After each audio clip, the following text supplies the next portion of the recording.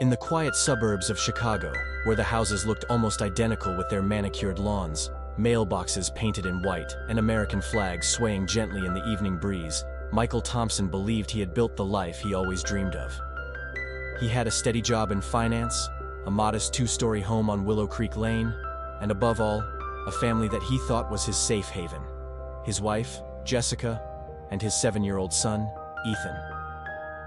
Jessica was a vision when Michael first saw her. It was in college. She had this radiant glow about her, golden hair that cascaded down her shoulders like spun gold, and a smile that could light up any room. Even back then, Michael had known she was something special. Their romance had been swift and passionate. They were young, in love, and the future stretched before them like an open road.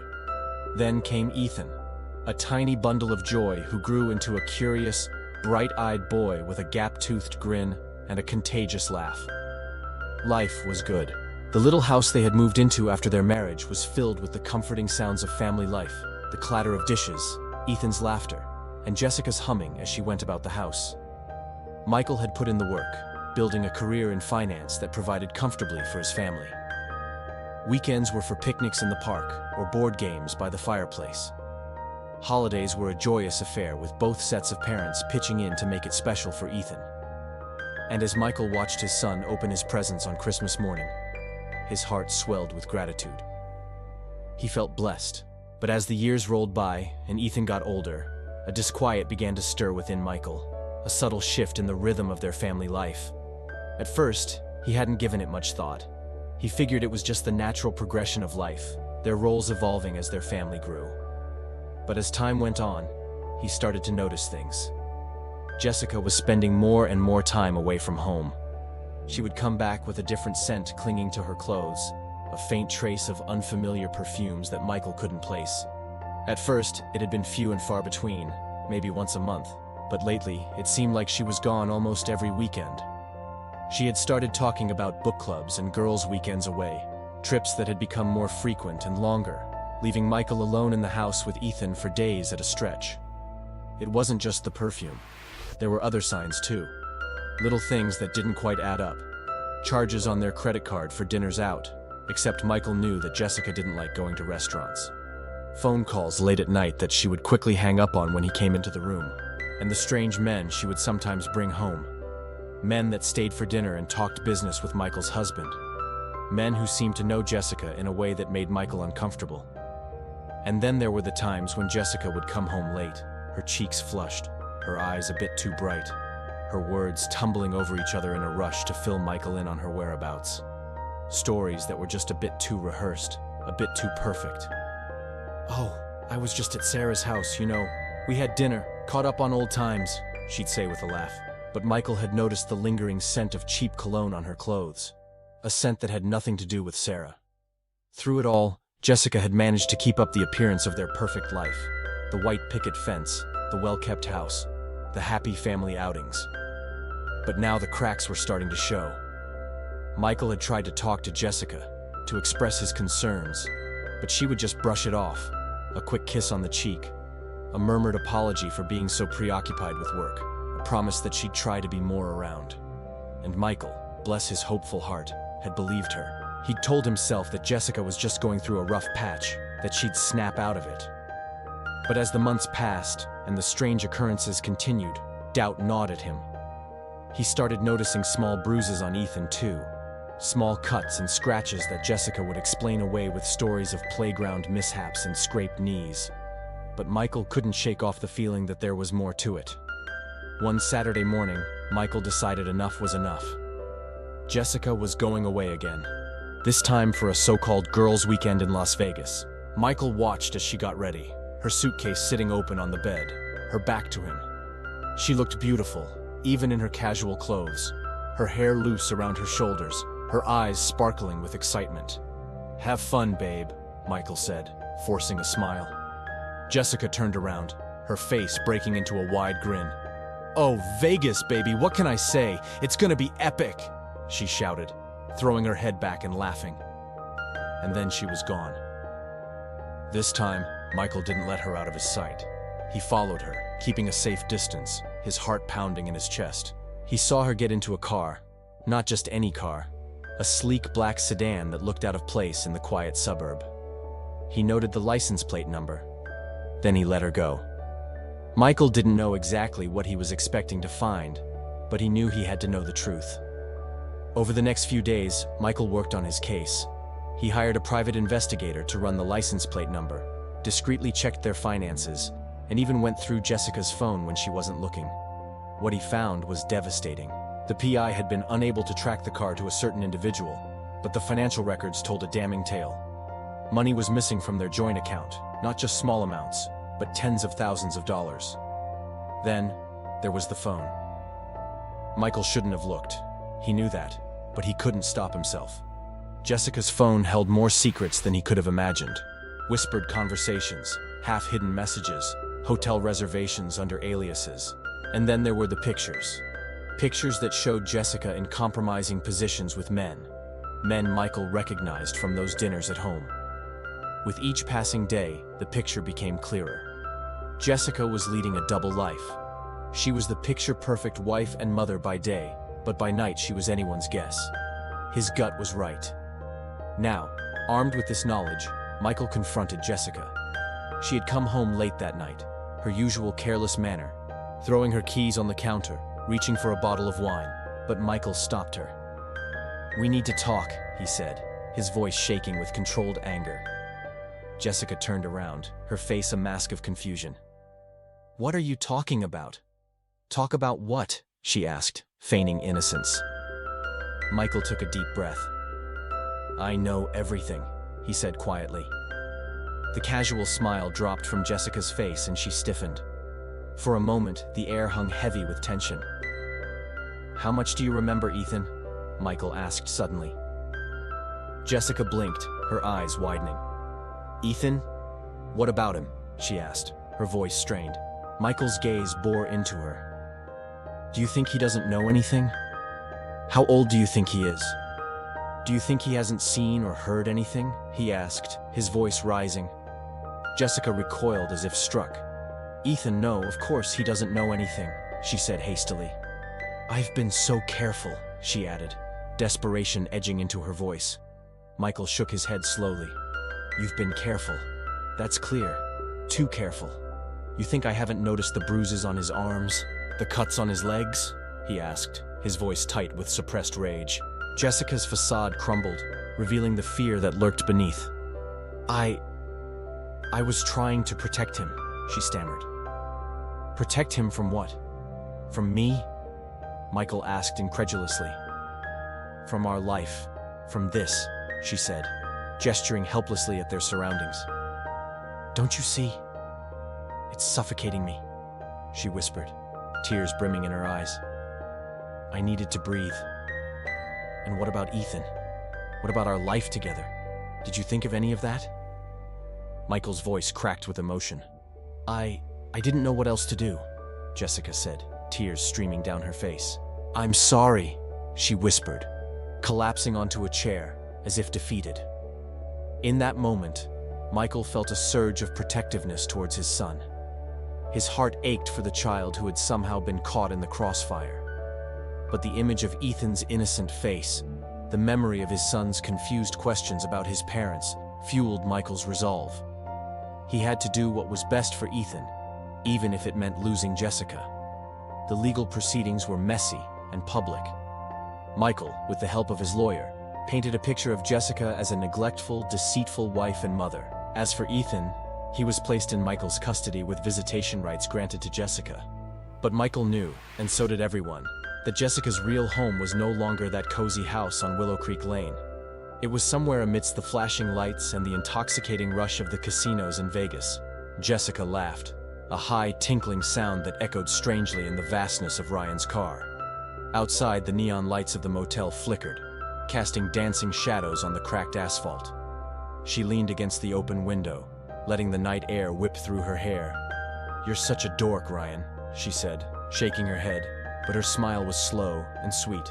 As Jessica reveled in her stolen moments, oblivious to the turmoil she had unleashed, Michael moved like a ghost through the darkened house, each creak of the floorboard, each sigh of the wind through the trees outside seeming to mock him. The photos lay on the kitchen table, stark evidence of his wife's betrayal. Yet Michael hesitated. He knew that Jessica was adept at twisting the truth, at turning any narrative to her favor. Acting on instinct could only make things worse, giving her the upper hand.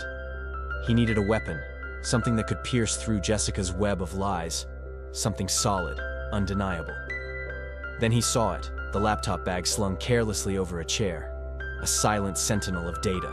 It was Jessica's portal to her secret world, a world Michael had only glimpsed through the cracks of her late-night messages and the telltale scent of her trysts clinging to her skin. Now, with trembling hands, Michael opened it, the glow of the screen illuminating the grim determination on his face. He scrolled through emails, looking for anything that could link Jessica and Ryan to the dark underbelly of the city, to the drug trade that whispered of danger around every corner. As the first faint streaks of dawn began to paint the sky, Michael found what he was looking for: a transaction record, a digital paper trail of money exchanged between Jessica and Ryan, each entry a tiny shard of a shattered trust. He printed it out, each page a testament to his wife's deceit, and as the sun rose higher, casting its golden rays through the kitchen window, Michael left the house, his steps firm, his face etched with resolve. He walked to the local print shop, the familiar rattle of the printer a comforting sound in the face of the chaos in his heart. He needed more than printed pages. He needed proof, something tangible that could stand in a court of law, something that could bring Jessica's carefully constructed facade crashing down. As he waited for the prints to dry, Michael thought of Ethan, his son's innocent face, his trusting eyes. With every passing moment, he felt a surge of protectiveness, a fierce determination to shield Ethan from the darkness that threatened to engulf him. He returned home, the stack of papers clutched in his hand, each sheet a piece of the puzzle that was his shattered marriage. And as he called the lawyer, the words tumbled out, a torrent of betrayal, of shattered dreams, and of a father's desperate fight to protect what was his. Meanwhile, Jessica, unaware of the storm gathering on the horizon, reveled in the temporary solace of Ryan's presence. The motel room, with its worn carpet and flickering TV, seemed like a sanctuary from the life she was desperately trying to escape. But as the day wore on, her elation began to fade, replaced by a gnawing anxiety. She couldn't shake off the feeling that she was being watched, that someone was piecing together the fragments of her double life. The carefree laughter died in her throat, replaced by a nervous laugh. She started to see shadows in every corner, hearing whispers where there were none. And as night fell again, she found herself huddled in Ryan's car, her face pale, her eyes wide with a dawning fear. Because in the distance, she saw Michael standing at the end of the motel row, his silhouette framed by the neon light of the sign, and in his hand, he held up a printout, the words stark against the harsh glare, clear as day for all to see: Jessica's confession. Michael's facade was impeccable, the epitome of the devoted husband and father. But beneath that surface, his world was crumbling. Each pill-induced escapade of Emily's chipped away at his resolve. He began noticing discrepancies, unanswered questions that pricked at him like shards of glass. Why were Jacob's clothes often found strewn across the bedroom floor? Why were dinner dishes left on the counter, growing cold? And why did Emily snap at him, her voice sharp as shards whenever he inquired about her late nights out?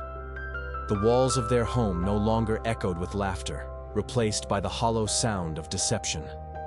One evening, Michael decided enough was enough. As the sun dipped below the horizon, casting long shadows across the room, he confronted Emily. "Where have you been all these nights?" he asked, his voice betraying none of the turmoil within. "Why do you come home reeking of cigarettes and stale perfume?" Emily recoiled as if wounded. "I told you, Michael, I'm not a prisoner," she spat back. "Stop trying to control me." Her words hung in the air, heavy with accusation. Michael swallowed the retort that rose to his lips. He knew he couldn't win this battle tonight. She was too volatile, too strung out. Instead, he nodded, masking his pain with a smile.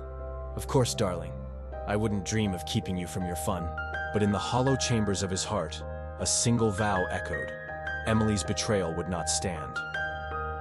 He began his nightly ritual, following her like a shadow. he traced her path to a seedy motel on the city's edge. There, as the neon lights painted hues of sin across the room, he watched her enter, disappearing into the darkness of room 214. With each passing hour, the pieces of the puzzle fell into place. The whispers at work, the late nights out, the evasive answers, they all painted a picture of deceit. Michael felt the familiar surge of power, the hunter's instinct taking over. He was good at this, at finding the cracks in the facade, at weaving a case from the fragments of deceit. It was the same skill that had made him successful as a prosecutor. But now it was personal. Now it was about protecting his son, about shielding Jacob from the growing darkness that threatened to engulf his mother. Michael meticulously gathered evidence, planting a GPS tracker, recording phone calls, tracing bank withdrawals. He was building his case, brick by painful brick. All the while, he kept his distance, maintaining the perfect facade of the concerned husband. He played the role flawlessly, asking after Emily's well-being, offering support, never letting on the turmoil within. For Michael knew that in this game of deceit, every move mattered. One wrong step, and he could lose everything: his son, his reputation, the very fabric of his life. As the weeks passed, Michael's evidence grew stronger, a damning indictment of Emily's double life. He had her confessions on tape, her withdrawal slips, the testimony of her motel trysts. It was a mountain of evidence, enough to bring her down. But Michael hesitated. He wasn't just a prosecutor anymore. He was a husband, a father. Could he really bear to destroy his family, to tear apart the very home he'd sworn to protect? Yet as he looked into Jacob's innocent eyes, saw the confusion, the questions that went unspoken, Michael knew he had no choice. Love, he realized, wasn't just about holding on. Sometimes it meant letting go. And so the hunter closed in, ready to bring his prey to justice. The question was, could he survive the fallout? What would become of his son? And could he, above all, forgive himself? The showdown loomed on the horizon, a collision of love, deceit, and justice. As the walls of Michael's world crumbled, he stood firm, ready to confront the demons that haunted his home. But little did he know, the depths of despair and betrayal ran deeper than even he could imagine. The final act of this twisted drama was yet to unfold. You wanted freedom, Emily. You'll get it, but in chains of your own making. The more Michael watched from the shadows, the more his heart turned from grief to ice. And by the fourth week of surveillance, he had enough to bury her in court. Yet destiny seemed eager to hasten the unraveling, because one night, as he tailed Emily's car into the same forgotten alley, he caught a glimpse not only of Derek, but of the police cruiser that crept silently in behind them, headlights killed, officers stepping out with the kind of slow certainty that only comes when a sting has been planned. And Michael's breath froze as he realized Harris had moved faster than he expected. But instead of intervening, he stayed hidden, watching Emily laugh nervously as Derek handed her a larger bag this time, pills wrapped in plastic, money exchanged in sweaty fists. And then the shout came, "Chicago PD! Hands where we can see them!" Sirens flaring, red and blue lights painting the alley in chaos.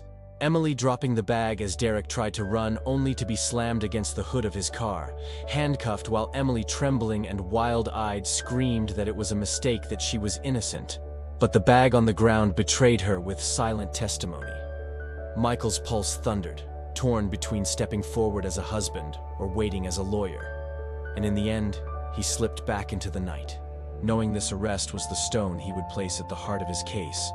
The irrefutable proof that Emily was not just unfaithful but reckless, endangering their child's very future. The next morning, when she staggered home after posting bail, makeup smeared, excuses spilling from her lips, Michael said nothing, only watched her with a calm that unsettled her more than shouting ever could. And Jacob, confused, clung to his father, sensing safety where his mother's arms felt hollow. And later that day, Michael quietly met with Harris, securing copies of the arrest record, police photos, and witness statements, locking them into the growing file marked custody and divorce. While inside his chest, the storm raged with a new thunder, because now it wasn't just about betrayal. It was about salvation, about rescuing his son from the spiral of a mother who had chosen darkness. And yet the suspense grew tighter, for Emily was not ready to surrender. She grew sharper, more secretive, whispering late-night calls to Derek from burner phones, insisting she'd beat the charges, that Michael would never take Jacob. And Michael, listening from his tapped recordings, allowed her arrogance to rise like a tide, knowing tides always crash. And as he stood over Jacob's bed one evening, watching his boy sleep in peace, untouched by the wars of adults, Michael made a vow that when the courtroom lights burned bright, Emily would face every shadow she had tried to hide in, every lie, every sin, and he would not falter, not once, because justice for Jacob meant the end of Emily's masquerade, no matter how loudly she screamed when the mask was finally torn away. When the court date finally arrived, the city outside was buzzing with headlines about a suburban wife caught in a drug bust. Her mugshot splashed across tabloids. Yet inside the courthouse, the stakes were far greater than gossip. It was about Jacob's future, about whether innocence would be guarded by a father's resolve or swallowed by a mother's recklessness. And as Michael walked up the granite steps, his briefcase heavy with files, his heart hammered not with fear, but with cold determination, while Emily trailed in through another door, dressed in a pristine white dress, as if purity could be stitched into fabric, her eyes darting defiantly toward him, as Derek's shadow lingered in the gallery, smirking despite his own pending charges. And the sight made Michael's blood burn hotter. The judge's gavel echoed like thunder, calling the room to order, and Michael sat poised beside his attorney, watching as Emily's lawyer spun a story of a misunderstood wife, a woman pressured by a manipulative man, begging the court to see her as victim, not villain. Yet each word slid hollow into the air because Michael knew the evidence waiting in his files would crush her performance. The following day, the gallery was packed, the air thick with anticipation. It wasn't just a hearing anymore. It was a trial of sorts, and all eyes were on Michael as he stepped in, his steps firm, his shoulders squared, clutching Jacob's small hand in his. Beside him, Jacob, a picture of innocence, clutched a teddy bear, his gaze wide and curious. Meanwhile, behind the defense table, Emily sat rigid, her face pale, betraying none of the turmoil raging within her. The judge entered, bringing with him the solemn weight of authority. The trial was about to begin. Michael watched impassively as Emily's lawyer began, grandly waving a stack of papers. He knew those documents well, having pored over them during weeks of preparation. They held nothing new, only carefully crafted half-truths meant to tarnish Michael's reputation as a perfect father. And when his turn came, he rose with a calm that masked the fire beneath, laying out not just police reports, but weeks of surveillance, GPS logs, late-night recordings, screenshots of bank withdrawals, even testimony lined up from neighbors who had seen Jacob left alone too many nights. And with each page turned was another blade cutting into the illusion Emily had tried to weave. Her composure cracked with every revelation, her hands trembling as whispers rippled through the gallery. But what shook her most was Jacob's name spoken in the courtroom. The prosecutor continued, reminding the court this was not about revenge. It was about responsibility, about a child's right to safety.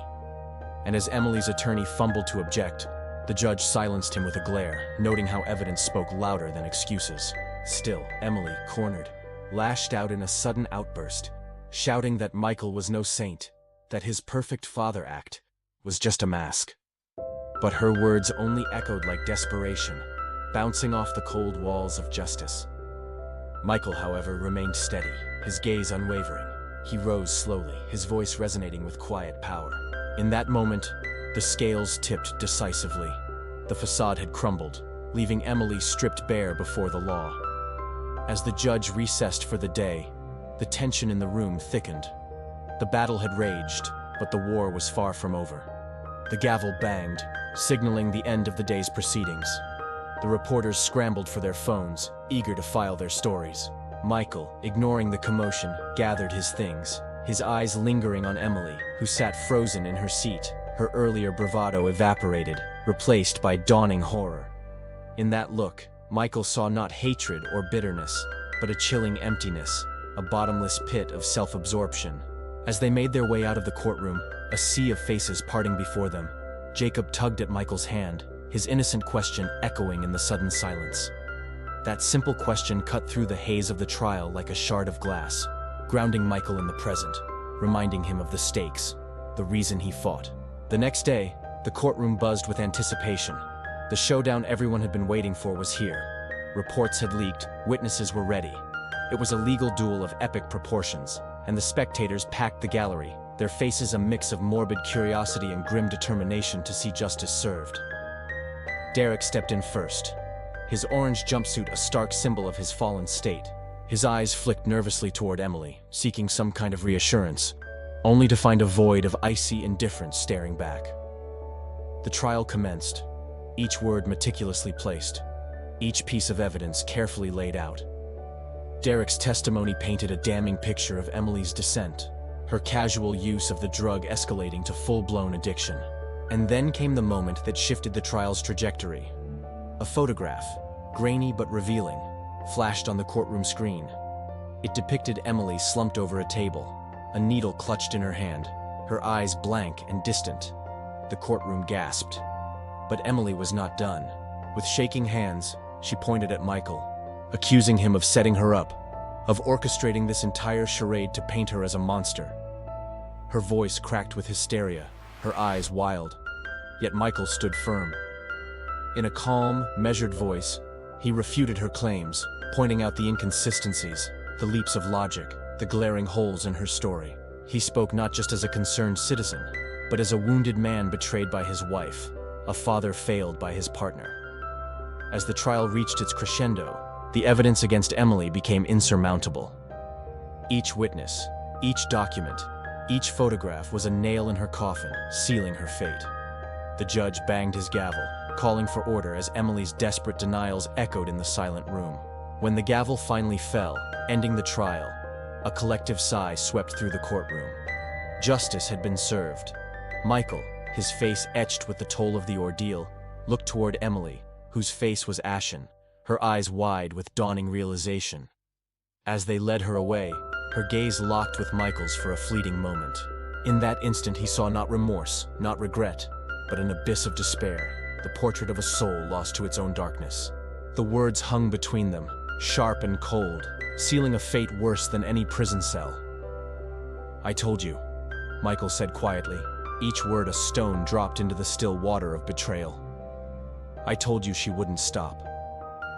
But Derek wasn't listening. His eyes were fixed on Emily, who stood frozen, the phone slipping from her numb fingers, her face drained of color. She had pushed, threatened, even blackmailed, but nothing could sever the ties that bound Jacob to his father. And now it was over.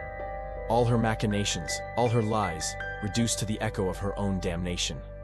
"You never understood," Derek whispered, turning back to the man who had always been his equal and now was his executioner. "She loved me." It wasn't a plea, but Michael saw it anyway. The flicker of fear in those hard eyes, the tremor in his brother's voice. He saw the rot that had taken root in the soul of the man he once called brother. "Love isn't real," Michael said, his voice heavy with the weight of truth. "Not when it can be bought and sold like some cheap commodity. Not when it's used as a weapon or a shield. Real love doesn't fracture and betray, it endures." Derek scoffed, but the sound was lost in the vast emptiness of his defeat. In that single moment, stripped bare by the revelation he alone had sought, Derek understood the depth of his folly. Love had always been his undoing.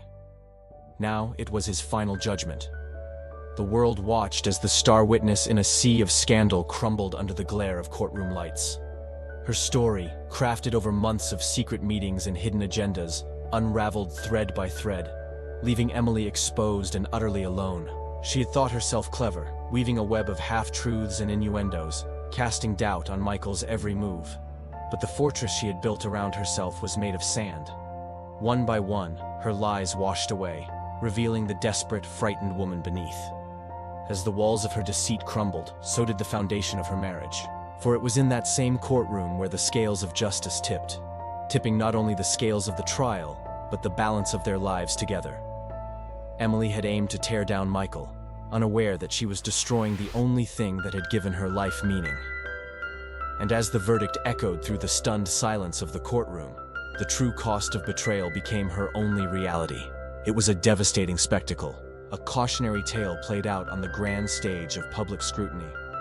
But for Michael, amidst the wreckage of his shattered trust, a new resolve solidified.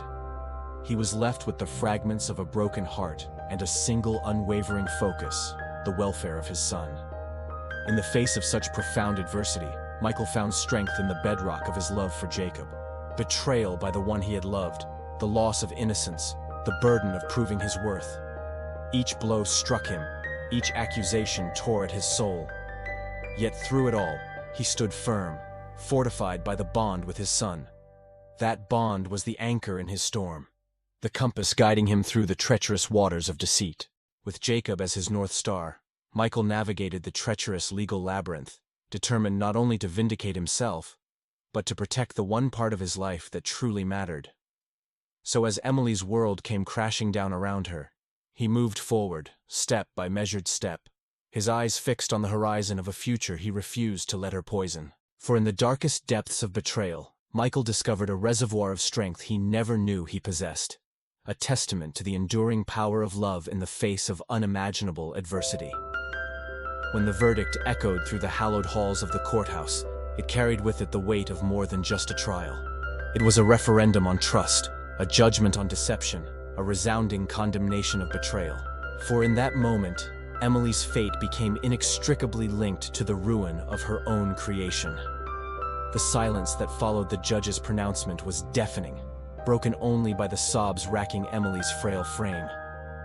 The realization dawned on her, stark and undeniable, the full measure of her destruction. It wasn't just the loss of the man she had once loved, nor the disintegration of her carefully crafted social standing. It was the shattering of the very foundations of her existence. The life she had envisioned, the dreams she had nurtured, the alliances she had forged, all lay in ruins around her, casualties of her own making. And as the gravity of her situation sank in, Emily was consumed by a wave of despair so profound it threatened to engulf her completely. This wasn't merely a setback, a temporary detour on the path she thought she'd be treading. This was the terminus of her journey, a dead end of her own design.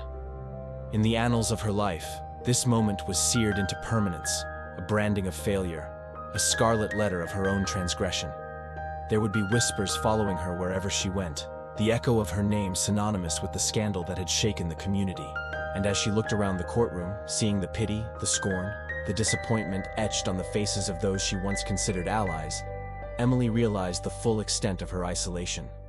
She was truly alone, forsaken by the very people she had sought to court, abandoned by the man she had betrayed. In that desolate moment, Emily understood that her actions had not merely wounded others, they had maimed her own soul. The consequences of her choices had caught up with her, leaving her stranded in a wasteland of her own creation. The facade she had so painstakingly constructed over the years was shattered, revealing the hollowness within. And as the echoes of the verdict faded, leaving an oppressive silence in their wake, Emily was left to confront the chilling truth. Justice had indeed been served, but for her, the sentence was a life without hope, a perpetual state of penance for the sins of her own design. The trial concluded, the verdict delivered, and the city exhaled. The drama of family discord, betrayal, and legal maneuvering had gripped them, pulling them into a vortex of morbid fascination. But now, as the players exited the courthouse, the crowd eager for closure, for answers, for a finality to a saga that had become a part of their daily discourse, the city was left pondering the weight of justice. What solace had it brought? Who truly emerged victorious? The answer, as it often does, lay in the quiet aftermath, in the lives irrevocably altered by the revelations and judgments of the past weeks. For in the grand theater of human emotions, the final curtain call belonged not to the lawyers or the judges, but to the hearts and minds of those forever touched by the unraveling of Emily and Derek's marriage. Their fates intertwined in a tapestry of deceit and despair, serving as a grim reminder of the fragility of trust and the destructive nature of hidden motives. Michael walked away from the hospital, his shoulders slumped, his eyes downcast. The doctor's words echoed in his ears. "Your wife is brain dead." His once vibrant and loving wife, Sarah, was now a shell, all because of Jacob's reckless actions. But Michael wasn't a man to wallow. He had a son to raise, a life to live. So he carried not bitterness, but resilience. Not hatred, but the steady truth that love, once defended, becomes unbreakable. Meanwhile, Jacob was basking in his fabricated glory. He'd convinced everyone, including the police, that Michael was responsible for the hit and run. How could he not have known? Michael was a good man, a hard-working man who wouldn't hurt a fly, let alone intentionally harm his own brother's child. But Jacob's lies were a web spun so tightly that the truth struggled to break through. Years passed. Michael raised his son, Aiden, with the love and care that Sarah would have given had she lived. He never forgot her, though, and he never stopped believing in the truth. One day, Aiden, now a young man, found an old photo album. As he flipped through the worn pages filled with images of his mother, he saw a picture of a smiling Jacob with the family. "Who's that?" he asked his father, his voice echoing the question in Michael's own heart. Michael looked at the photo, his gaze unwavering. "Your uncle," he said, his voice rough with unshed tears. "He took your mother away from us." Aiden's eyes widened. He looked at his father, his features a mirror of Michael's, his eyes holding the same unwavering spirit. "We need to get the truth out, Dad," he said, his voice shaking with barely contained anger. And that's when Michael knew the truth had found its champion. Together they started digging, unearthing evidence that Jacob had meticulously tried to bury. They found witnesses who remembered, who saw Jacob that night, heard his boasts, felt his guilt. As the world watched, the story closed not with screams but with silence. The silence of justice finally served. Betrayal, lies, and selfish choices can shatter families. But truth, patience, and courage always rise stronger than deceit. Real strength is not in wealth, pleasure, or escape, but in protecting the innocent, choosing dignity over destruction, and remembering that love for family is the greatest justice of all. Thanks for watching. If Michael's journey and Jacob's triumph touched your heart, don't forget to like this story to show your support, share it so others can find courage in the light of truth, and subscribe for more suspenseful, emotional stories of resilience and justice.